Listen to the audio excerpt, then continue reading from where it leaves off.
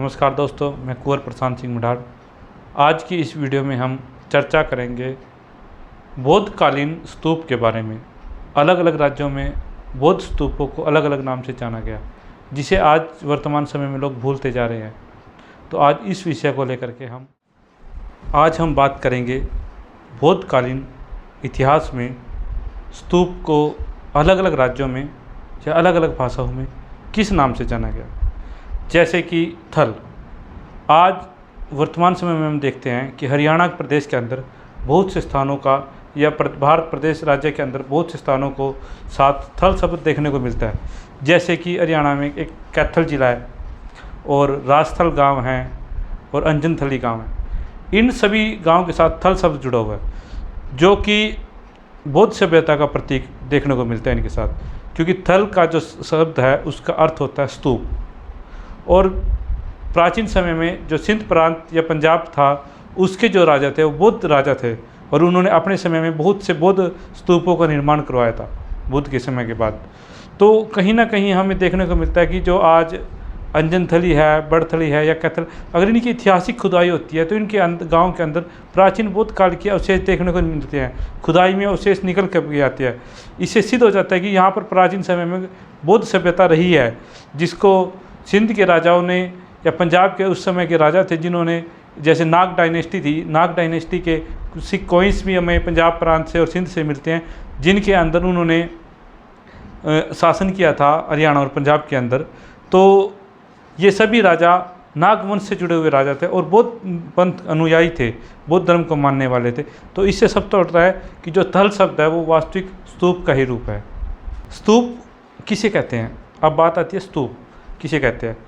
स्तूप वह चीज़ है एक बौद्ध सभ्यता के अंदर, आज वर्तमान समय से अगर हम इसे मिला करके देखें तो वर्तमान समय के मंदिर या गुरुकुलों को उस समय बौद्ध धर्म के अंदर स्तूप का नाम दिया गया।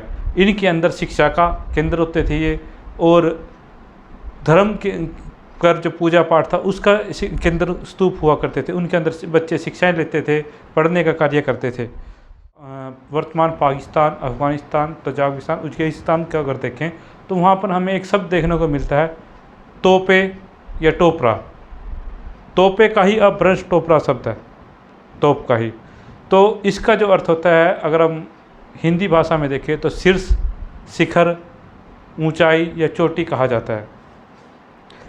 इसका अर्थ भी स्तूप है, क्योंकि जहाँ जहाँ पर हमें तोपे शब्द मिल रहा है, अगर उन ऐतिहासिक गांवों की खुदाई होती है तो उनके अंदर बौद्ध सभ्यता के बहुत से प्रमाण देखने को मिलते हैं। पाकिस्तान या उज्बेकिस्तान जैसे देशों के अंदर इस तरह की चीज़ें देखने को मिली हैं। अब हम बात करते हैं टोपरा जो शब्द है या तोपे जो शब्द है, इसका ऐतिहासिक प्रमाण क्या है कि यह बुद्ध के लिए प्रयोग किया गया। के अंदर आज वर्तमान समय में भी एक गांव है टोपरा, जो कि प्राचीन समय का ऐतिहासिक गांव है, जिसके अंदर बौद्ध स्तूप हमें देखने को मिलता है और उसके ऐतिहासिक प्रमाण भी मिलते हैं कि टोपरा के अंदर सम्राट अशोक के द्वारा बनाया गया एक स्तूप था। अब जो टोपरा शब्द है ये क्या है? टोपरा शब्द ही तोप शब्द का अपभ्रंश है।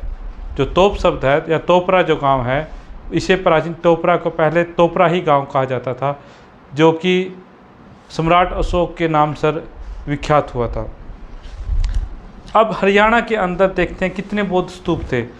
आज वर्तमान समय में हमें हरियाणा के अंदर सिर्फ यमुनानगर जिले में ही बौद्ध स्तूप देखने को मिलता है, जबकि यमुना के साथ सटे हुए क्षेत्र में बहुत से बौद्ध स्तूप देखने को मिलते, जैसे टोपरा का ही स्तूप था और सुंग स्तूप था, सुंग गांव का एक बौद्ध स्तूप था और असंध में बौद्ध स्तूप था। तो ऐसे सैकड़ों बौद्ध स्तूप हम हरियाणा में देख सकते हैं,